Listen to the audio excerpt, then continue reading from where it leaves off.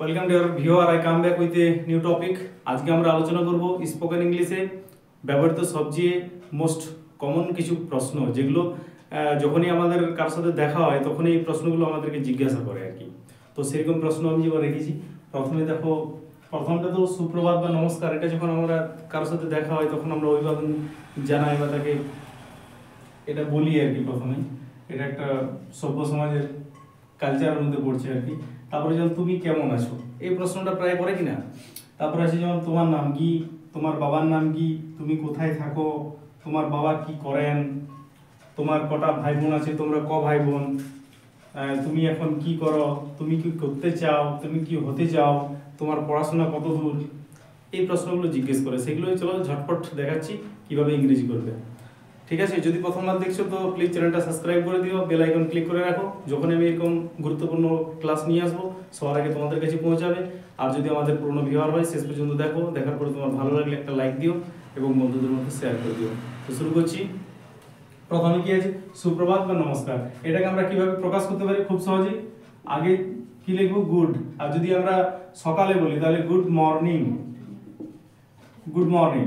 তাহলে good morning বললে আমার সুপ্রভাতও জানা হয়ে যাবে এবং নমস্কার বলা হয়ে যাচ্ছে।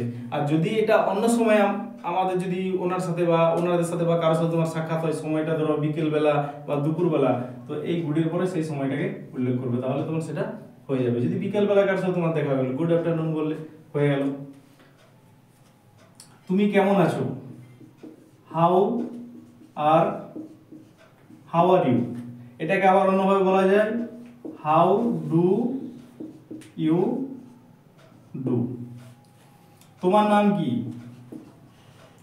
What is your name. আরো যদি তুমি সংক্ষেপে বলতে চাও তাহলে বলবে হোয়াটস ইউর নেম। তোমার বাবার নাম কি, what is your father's name, বা বলতে পারো হোয়াটস ইউর ফাদার্স নেম। তুমি কোথায় থাকো, where do you live। তোমার বাবা কি করেন, what does হবে এখানে, থার্ড পারসন সিঙ্গুলার যেহেতু এখানে বাবাটা আছে আর কি। what does your father do।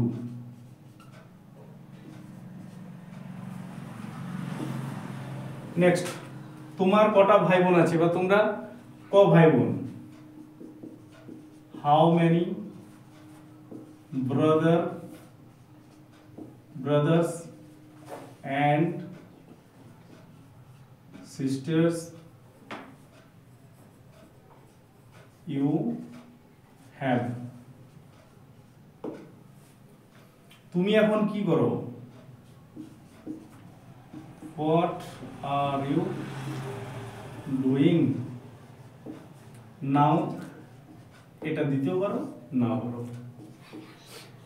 তুমি কি করতে চাও, what do you want to do। তুমি কি হতে চাও, অর্থাৎ তুমি বড় হয়ে যে পড়াশোনা করছো, বড় হয়ে তুমি কি হতে চাও, তোমার জীবনের লক্ষ্য কি। তাহলে তুমি কি হতে চাও, what do you want to be। তোমার পড়াশোনা কত দূর, what's your qualification। স্মল লিখলে হবে QU।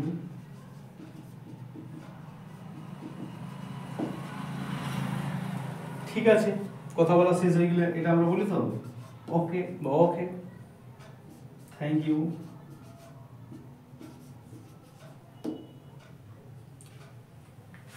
আশা করছি যারা শেষ পর্যন্ত দেখেছো অনেকটা বুঝতে পেরেছো। এগুলো খাতায় লিখে বারবার প্র্যাকটিস যদি করো তোমার স্পোকেন ইংলিশ অনেকটা ডেভেলপ হবে এবং রাইটিং স্কিলও ডেভেলপ হবে আর কি। ভিডিওটা শেষ পর্যন্ত দেখার জন্য অসংখ্য ধন্যবাদ। আবার একটা নতুন ক্লাসে দেখা হবে, ততক্ষণ সবাই ভালো থাকো। Thank you so much.